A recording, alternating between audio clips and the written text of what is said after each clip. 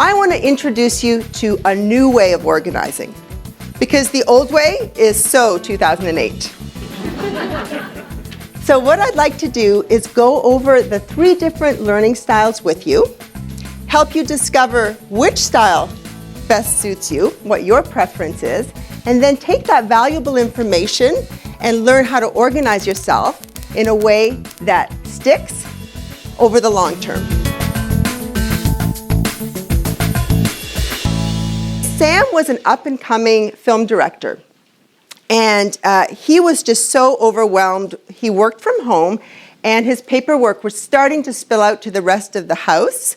So there was creating some conflict with his wife, as clutter often does, but it was also affecting his creativity and his productivity.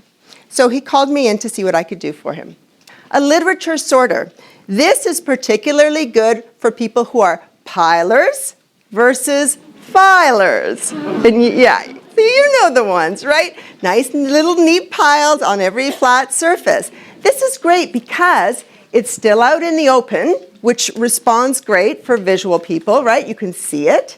It's color-coded, excellent for visual people, but it's sorted and organized, and you can actually label that as well. So forget the filing cabinet, especially for the paperwork that you're using regularly, because you know that that's a black hole for you as a visual person, right? That's why probably all the papers are stacked on top of the filing cabinet. This is much better. And so once he was able to relax and wasn't so stressed, his creativity started to flow. He was able to read more scripts because he was organized with that literature sorter I showed you earlier. Okay? And so his productivity increased, his career soared. And as a result, this year, his film was in the Toronto International Film Festival. Yeah, let's give a hand for Sam, because I was really excited for him. Michelle was not getting to all the tasks that she wanted to complete.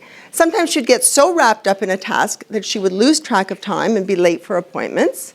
Okay? So it was affecting her work, but she was feeling like life was just slipping through her fingers and it was out of control. And so I looked around and I noticed that paperwork was covering her beloved piano. And she shared with me that she hadn't played in a very long time. When I was organizing her, and when I organize any auditory people, I know that they learn by not only hearing my voice, but hearing themselves say it. So if you're auditory and you're organizing your space, don't be afraid to talk to yourself. So what happened with Michelle? Well, we put a lot of these things into place, and she was able to get control of her life. I want to tell you about Betty. Now, Betty and her husband moved quite a bit because of his job. And what they did was, every time they moved, they dragged their unopened boxes with them. You know the ones, right? I mean, you move in, you open all the important boxes, and there's those other ones.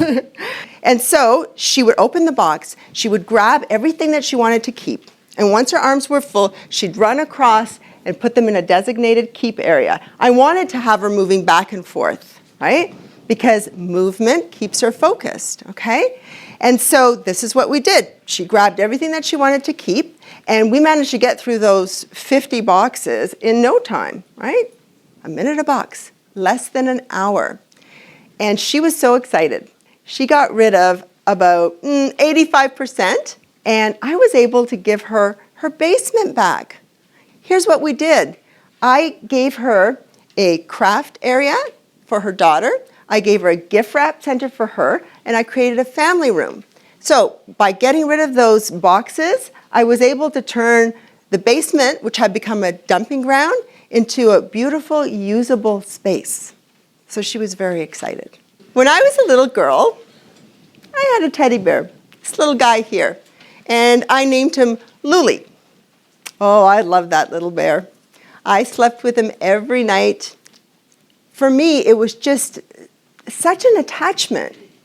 For you, maybe it wasn't a stuffed bear. Maybe it's a special outfit you wore on that memorable occasion. Maybe it's toys or clothing from when your kids were little, or artwork. What we're really attached to, what we're holding on to for dear life, is what the item represents. So for me, Luli, my stuffed animal with those big brown eyes, represented love, safety, security. He never abandoned me. He was always there to cuddle with me, even on that traumatic day that my first boyfriend broke up with me. When I met my husband, I was able to let go of Luli, right? I took a picture of him, and I got rid of him. The teddy bear, not the husband, right? And I want you to hold it tight, squeeze, a little tighter, tight as you can, even tighter. Notice how you feel. Notice how much effort it takes. Notice how tense that feels. Uncomfortable, right? That's the hold that clutter has on your life. Now, let go. Let it drop.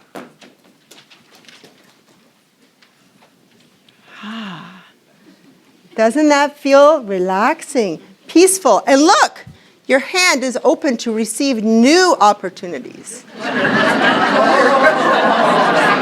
We experience what clutter does to us, right? It takes a lot of energy and it drains us. And when we're drained and our minds are clogged because of all this stuff, it's hard to see new opportunities arrive. And even if you see the opportunities, you're overwhelmed. You don't even want to deal with anything new.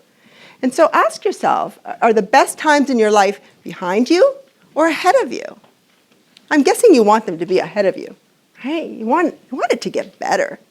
When you get snail mail at your front door or however you get it delivered, you look through it, right? And then after you've read it, do you put it back in your mailbox? No, that'd be crazy, right? Isn't that what we do with email? We read it, and then we leave it in the mailbox. Okay, you guys are going to gasp, but your inbox needs to be empty at the end of the day. Told you. As we get older, folks, these memory tips, they're going to become really effective. So you might think they're a little silly now, but trust me, if you've tried to get organized in the past using the conventional methods and it hasn't worked, there's nothing wrong with you. You're not an organizational misfit. The method didn't fit, right? That's all. It just didn't work for you.